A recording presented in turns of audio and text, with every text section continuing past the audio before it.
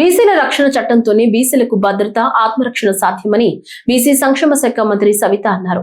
బీసీల సంక్షేమమే రాష్ట్ర ప్రభుత్వ ప్రధాన లక్ష్యమని బీసీ కార్పొరేషన్ చైర్మన్లతో భేటీలో స్పష్టం చేశారు. బీసీల సంక్షేమానికి 2025-26 బడ్జెట్ లో 47,456 కోట్లు కేటాయించామని, బీసీ సబ్ ప్లాన్ కింద 15,000 కోట్లకు పైగా ఖర్చు చేసినట్లు తెలిపారు.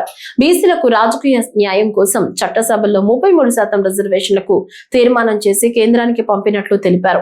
స్థానిక సంస్థలో 34% రిజర్వేషన్ల అమలుకు చర్యలు తీసుకుంటున్నట్లు చెప్పారు.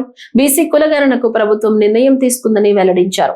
నాయి బ్రాహ్మణులకు దేవస్థానంలో నెలకు 25,000 గౌరవ వేతనం, సెలూన్లకు 200 యూనిట్ల ఉచిత విద్యుత్ అందిస్తున్నట్లు తెలిపారు.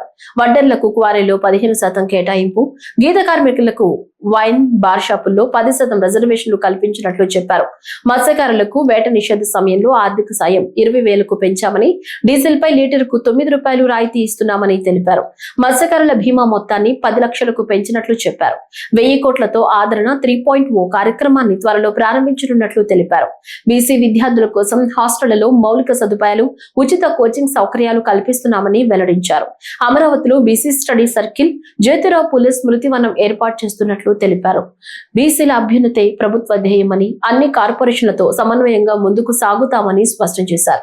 అందరికీ నమస్కారం అండి. ఈరోజు బీసీ భవన్లో మరి బీసీ వెల్ఫేర్ సెక్రటరీ గారు, డైరెక్టర్ గారు, అదేవిధంగా మరి చైర్మన్లు అందరితోనూ ఈరోజు సమావేశం ఏర్పాటు చేశాం.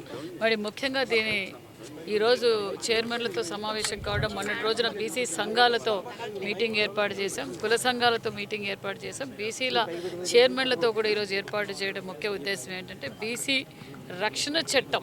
మేము ఏదైతే గతంలో యువగలం పాదయాత్రలో ఏదైతే నారా లోకేష్ బాబు గారు బీసీలకు రక్షణ చట్టం అమలు పరుస్తామన్నాం, మరి ఆ విధంగా జీఓఎంలో కూడా డిస్కషన్ జరిగింది. మరి ఇది వాళ్ళ సూచనలు సలహాలు తీసుకుని దాన్ని ముందుకు తీసుకెళ్దామన్న ఉద్దేశంతోనే మరి ఈరోజు బీసీల రక్షణ చట్టం గురించి మాట్లాడాం. అదేవిధంగా ఆదరణ 1, ఆదరణ 2 గతంలో ముఖ్యమంత్రి గారు చంద్రబాబు నాయుడు గారు ఉన్నప్పుడే తీసుకొచ్చారు. మళ్ళీ ఆదరణ 3ని ఇంప్లిమెంట్ చేయబోతున్నాం. ఆదరణ 3 గురించి వాళ్ళ కుల వృత్తుల గురించి, మరి ఎవరైతే కుల వృత్తులు కాకుండా ఇతర వర్కులు చేసుకునే వారికి